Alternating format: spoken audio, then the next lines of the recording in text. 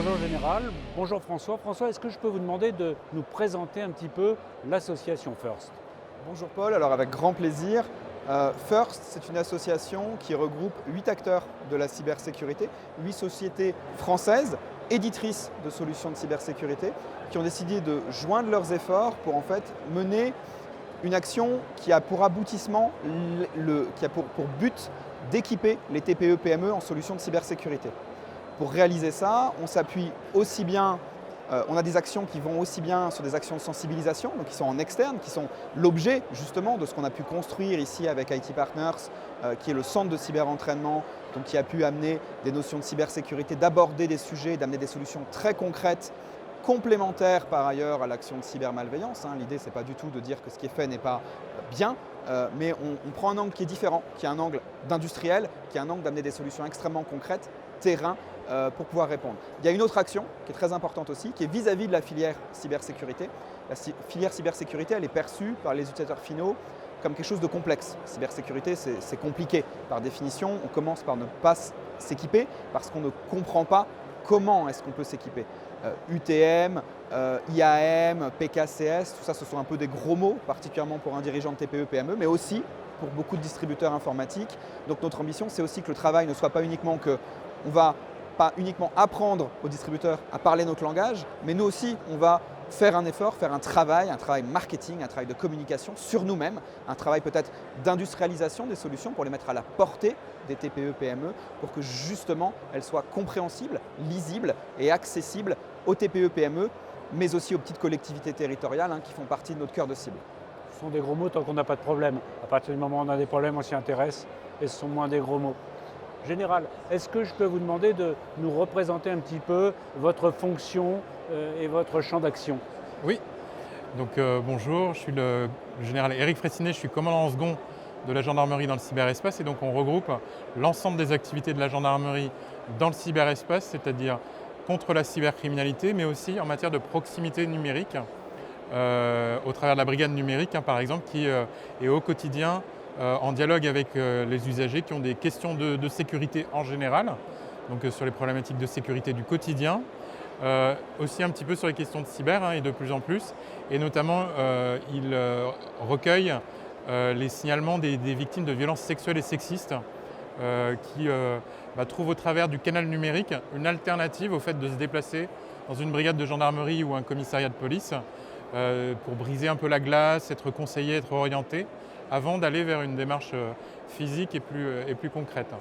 Et donc sur le reste du champ qui est tourné vers la preuve numérique qui est essentielle dans les enquêtes judiciaires et la lutte contre la cybercriminalité, donc les enquêtes réellement contre ces phénomènes-là, on coordonne un réseau de 7000 enquêteurs au sein de la gendarmerie et puis au sein même du commandement cyber, des équipes qui sont essentiellement à Pontoise et qui traitent de l'investigation sur le haut du spectre ou des analyses techniques les plus complexes.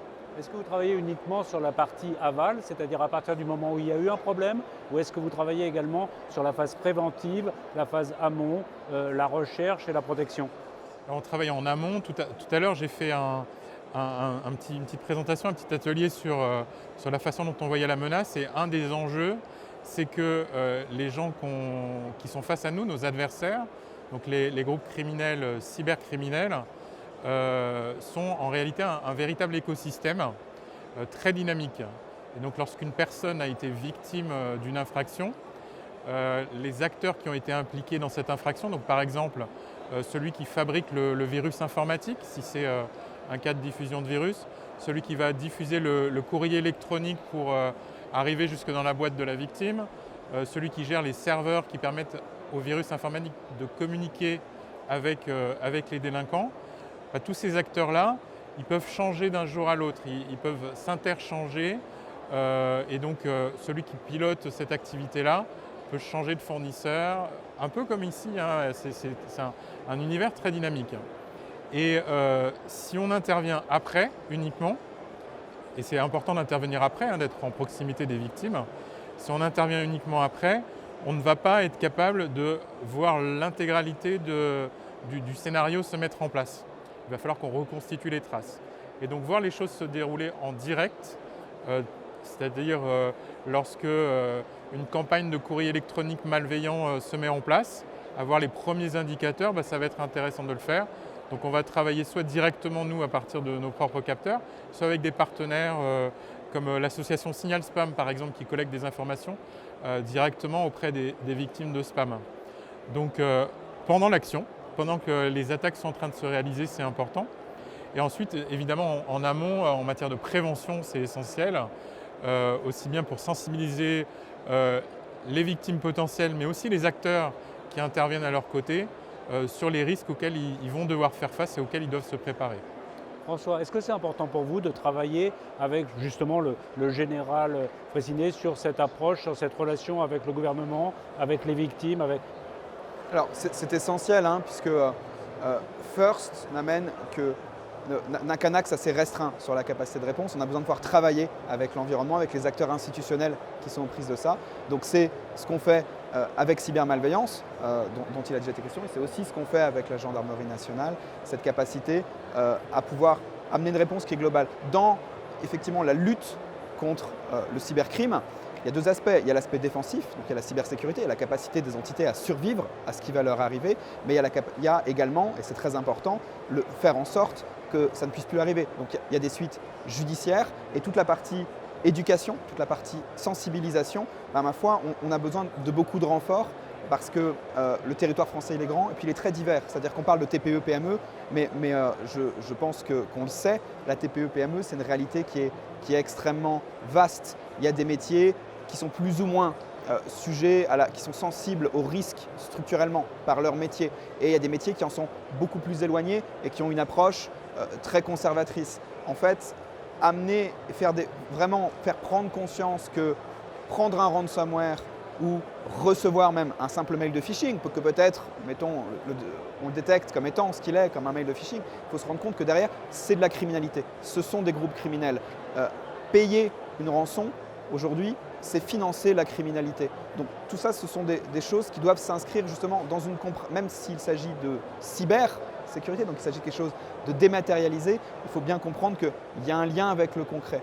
Il y a un parallèle entre la cybersécurité et la sécurité physique qui est évident. Quand on parle de cyberprotection, on peut faire un parallèle imparfait, mais possible avec la protection incendie. Et de même manière, le fait de pouvoir s'appuyer en termes de sensibilisation sur de travailler avec la gendarmerie nationale, ça nous permet justement d'ancrer les choses dans le réel et de sensibiliser des cibles qui peut-être vont être moins sensibles à d'autres volets de sensibilisation, vont moins écouter d'autres volets de sensibilisation et c'est justement en fin de compte l'autorité de l'État qui démontre que justement aujourd'hui le risque est réel et qu'il faut agir. Au-delà de la sensibilisation, qu'est-ce que vous proposez aux revendeurs sur IT Partners ? Alors de manière extrêmement concrète, sur les revendeurs sur IT Partners, on propose de la formation. C'est-à-dire que il y avait des conférences, on a mis en place un programme de conférences, où d'ailleurs le général Fraissinet a eu la gentillesse de bien vouloir participer. C'est notre toute première édition sur ce format centre de cyber-entraînement. C'est la première fois qu'une telle action est mise en place par IT Partners, c'est au sein d'IT Partners.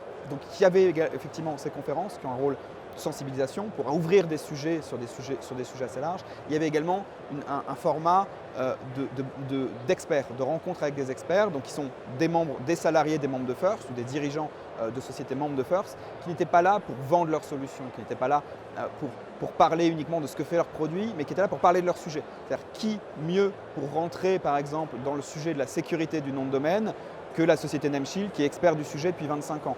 Qui mieux pour parler justement de ces sujets-là, qui mieux pour parler de la sécurité par exemple des messageries, donc de la sécurité de ce qu'on peut faire aujourd'hui en communication instantanée, on pense tous à Slack, à WhatsApp, etc., que la société Olvit qui aujourd'hui est la seule messagerie chiffrée certifiée par l'ANSSI. Donc on a fait venir des experts qui ont justement pu échanger directement avec les distributeurs sur leur sujet.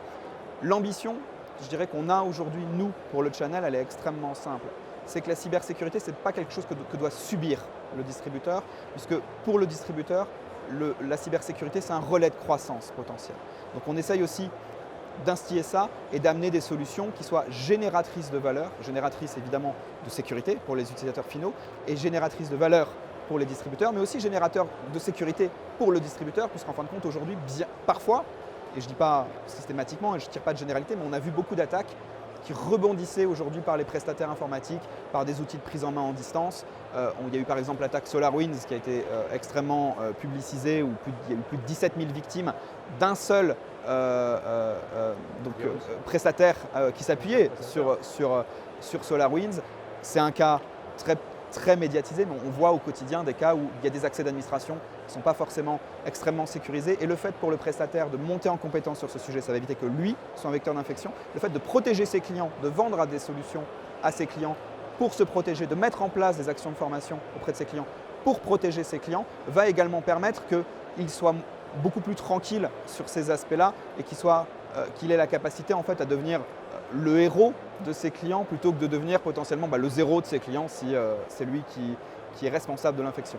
Général, est-ce que vous pensez que c'est important, voire fondamental aujourd'hui, de travailler en évangélisation, en formation, en montée en compétences, mais aussi en équipement des professionnels de l'informatique, qui sont les gens qui vont vendre l'informatique aux sociétés? Je veux dire, c'est juste un peu le ricochet, mais c'est toucher la personne juste avant l'équipement dans l'entreprise. Et en parallèle, je crois que vous travaillez également sur la mise en place d'un outil gouvernemental de cybersurveillance. Cybersurveillance. Cybersécurité. À l'instant, juste avant de venir vous rejoindre sur le plateau, on discutait avec des groupements de professionnels qui sont présents sur le salon. Et ils ont des préoccupations en matière de formation. Et la formation à la cybersécurité, ce n'est pas uniquement à implémenter les outils, mais c'est par exemple correctement configurer les fonctions essentielles dans les systèmes d'information, configurer un serveur, un routeur, etc. Et donc c'est dès le départ, en fait, dès qu'on met en place le système d'information, qu'il faut que la préoccupation de cybersécurité soit prise en compte. Il faut que le client soit accompagné et conseillé aussi par les professionnels qui travaillent avec lui. Et le premier professionnel qu'il va rencontrer, c'est celui qui va lui mettre en place son service de commerce électronique, son informatique, son réseau, etc. Et donc ceux-là doivent être capables de relayer ces messages-là. Donc c'est très important, à la fois qu'ils soient formés pour que techniquement ils soient au bon niveau, pour ne pas déjà créer des risques supplémentaires en n'ayant pas les bons réflexes. Et ensuite, il faut qu'ils puissent orienter correctement vers d'autres solutions ou d'autres démarches de sécurisation. Le client aussi a un rôle à jouer en matière par exemple, de bonne connaissance de son système d'information. Et le professionnel va être là pour l'aider à réaliser ça. Quand je dis bonne connaissance du système d'information, c'est-à-dire où sont mes ordinateurs, où sont mes serveurs, où sont mes données, chez qui détient la clé de chacun de mes lieux où sont stockées des données. Tout ça, c'est un peu du bon sens quand même. C'est du bon sens, mais tout le monde, quand il y a un incident, on se rend compte très souvent que on a un prestataire, on a oublié quel était le contact, où il est parti. Ça fonctionne toujours parce que c'est l'informatique, ça fonctionne toujours bien. Mais le jour où il y a un incident, on n'a plus le bon interlocuteur, où il n'est pas joignable à 2 h du matin quand on en a besoin. Où on ne sait pas forcément si les clauses contractuelles prévoyaient qu'il puisse intervenir en cas d'incident de cybersécurité, s'il était en capacité de préserver des preuves dans le cadre d'une enquête judiciaire. Enfin, il y a plein d'éléments où en amont, il faut avoir prévu ces situations-là, être capable donc de rebondir en cas d'incident, et puis être capable éventuellement de passer la main à une enquête judiciaire. Enfin, tous ces aspects-là doivent être pris en compte. On a souvent l'impression que dans la cybersécurité, c'est un peu une course de vitesse. À chaque fois qu'on trouve des solutions ou qu'on résout des problèmes, il y a un nouveau problème qui surgit. Alors oui et non. Moi, je suis plutôt positif de ce côté-là. Globalement, nos systèmes d'information sont plus sûrs qu'avant. Parce qu'il y a une vraie prise de conscience de beaucoup d'acteurs. Ceux qui fournissent les grandes séries logicielles, etc., ont quand même pris le problème à bras-le-corps. Là où c'est plus difficile, c'est qu'il y a beaucoup plus d'acteurs, ce qui est bien, et c'est une économie qui se développe. Il y a beaucoup plus d'acteurs qui se lancent sans forcément prendre en compte les enjeux de cybersécurité. Et en fait, on a l'impression souvent de recommencer, de réexpliquer les choses. Et par exemple, dans le domaine des objets connectés, souvent beaucoup de ces objets-là sont conçus, sont commercialisés sans prendre en compte les enjeux de cybersécurité. Donc c'est la surface d'attaque qui augmente beaucoup et des acteurs nouveaux entrants qui n'ont pas forcément été correctement formés. Il y a quand même globalement une très bonne maturité de l'ensemble de l'écosystème de base. Ensuite, les attaquants, effectivement, sont de plus en plus nombreux parce que une partie de la délinquance s'est déplacée vers ce domaine-là. Une partie de la valeur est bien dans l'informatique, dans la donnée. Et donc forcément, les attaquants s'y intéressent. Donc ils sont plus nombreux, ils sont plus offensifs. Et puis ils ont développé des nouvelles techniques. Et puis ils ont appris à contourner les protections de plus en plus nombreuses qui sont mises en place. Donc il y a une montée en compétences, une professionnalisation. Oui, ça se développe assez naturellement. Donc il y a des aspects positifs derrière tout ça. On est quand même mieux protégé qu'avant. Mais comme on est plus connecté, il y a plus de services, on a plus de risques potentiellement. Donc voilà, c'est une situation assez équilibrée. Et en termes de course, je trouve qu'aujourd'hui, par exemple, il y a une quinzaine d'années, on n'avait pas beaucoup d'acteurs français dans le domaine de la cybersécurité. Aujourd'hui, on en a beaucoup. C'est un écosystème très riche. On a beaucoup d'acteurs européens, beaucoup d'éditeurs antivirus, par exemple, en Europe et qui sont très dynamiques.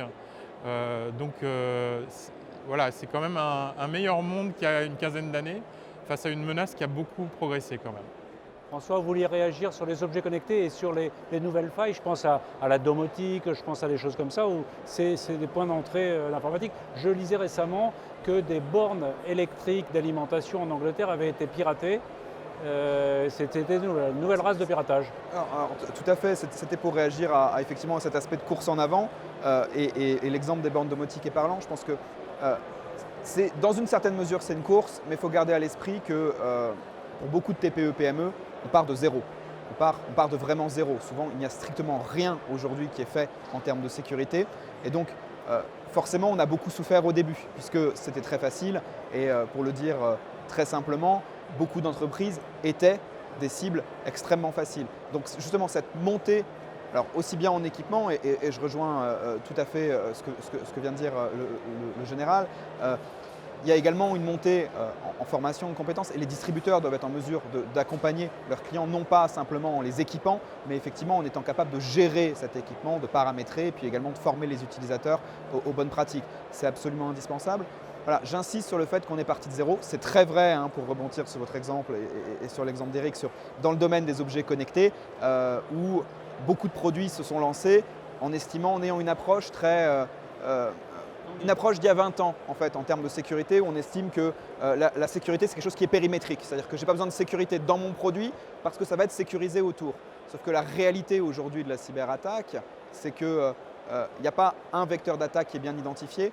On va passer par des failles qui peuvent être multiples, on va passer par des failles humaines, donc faire ouvrir la mauvaise pièce jointe, etc., la mauvaise personne, lui faire ignorer les différentes alertes qui peuvent naître, mais on va peut-être également passer par des failles qui sont peut-être même dans des produits de sécurité par ailleurs. Donc on est vraiment dans un monde où aujourd'hui la menace, elle est multiforme. Et je dirais, c'est vous voyez, la sécurité périmétrique, pour quand même le définir un petit peu, c'est vraiment d'estimer qu'on va construire une muraille autour de son entreprise avec un pont-levis, des machicoulis, voilà, une protection qui est dire on est obligé de rentrer par la porte. Une vision rétrograde quand même. Voilà, mais c'est absolument une vision rétrograde puisqu'aujourd'hui en fait l'attaquant il a fait un trou, il débarque au milieu de la cour du château. C'est plutôt ça la réalité du terrain et donc particulièrement effectivement les objets connectés sont partis d'une image un petit peu caricaturale que la sécurité pouvait arriver par ailleurs et évidemment ils ont eux-mêmes été relais d'attaque, c'est-à-dire qu'ils ont vraiment été eux-mêmes contaminants en fin de compte pour le reste d'un système d'information. Un petit peu sous forme de conclusion concernant la vie de l'association First. C'est une association. Est-ce que vous cherchez de nouveaux adhérents? Est-ce que les adhérents, c'est des revendeurs? Est-ce que les adhérents, c'est uniquement des membres parmi les 7? Comment se passe la vie de l'association? Quels sont vos objectifs, vos perspectives? Alors, l'association, c'est une association d'éditeurs. Donc, on va rester une association d'éditeurs français de cybersécurité. Aujourd'hui, notre mission, c'est et ce que nous lançons aujourd'hui également sur IT Partners, c'est une boutique en ligne qui en fait va ouvrir vers, non pas, quand je dis boutique en ligne, c'est abusif, on ne va pas vendre. L'idée, c'est d'avoir un catalogue des offres Ce catalogue aujourd'hui, il est certes restreint à nos membres. En revanche, ce catalogue, il est ouvert en réalité à toute la filière. C'est-à-dire que notamment par le biais de nos actions dans l'ACN, qui est l'Alliance pour la confiance numérique, qui est l'association représentative de l'identité numérique et de la cybersécurité en France, on va également ouvrir ça de manière très très large. L'idée, c'est de construire une plateforme ouverte au sein desquelles tout l'écosystème très riche de la cybersécurité français pourra participer et pourra créer. L'association, donc ça c'est le travail en fin de compte. Je le disais, il y a deux axes à notre travail. Il y a un axe en externe, donc c'est ce qu'on fait aujourd'hui sur IT Partners, c'est vers les distributeurs, c'est vers les TPE-PME, c'est vers les collectivités territoriales où l'ambition c'est tout simplement de faire monter leur niveau de connaissance du sujet et leur niveau d'équipement en solutions de cybersécurité. Mais il y a un travail vers la filière, et donc c'est cette partie-là que je suis en train de décrire, qui est de pouvoir amener à la portée de la TPE-PME, de la petite collectivité, d'amener des solutions. On a des technologies en France qui sont extraordinaires. On a un vivier technologique, on a un vivier de start-up en cybersécurité qui est extrêmement riche. Je n'irai pas faire des comparaisons en disant qu'on est champion du monde ou pas champion du monde, peu importe.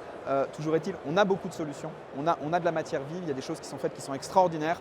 Il faut qu'aujourd'hui, ça puisse être à la portée justement du channel pour être à la portée de la TPE-PME. Général, est-ce que vous auriez un mot de conclusion, un message à adresser à la profession informatique, à la profession de la distribution qui est présente ici sur IT Partners? Un message assez simple, intéressez-vous aux risques potentiels sur les données, sur vos clients et pour être en mesure de les conseiller. Donc informez-vous, renseignez-vous, soyez curieux parce que c'est une menace qui évolue en permanence et qui peut aussi passer par vous. On parlait du cas de SolarWinds. Les intermédiaires, s'ils sont mal sécurisés, ils peuvent être un rebond, un relais pour les attaques informatiques. Donc c'est essentiel de se protéger soi-même pour protéger ses clients. Merci.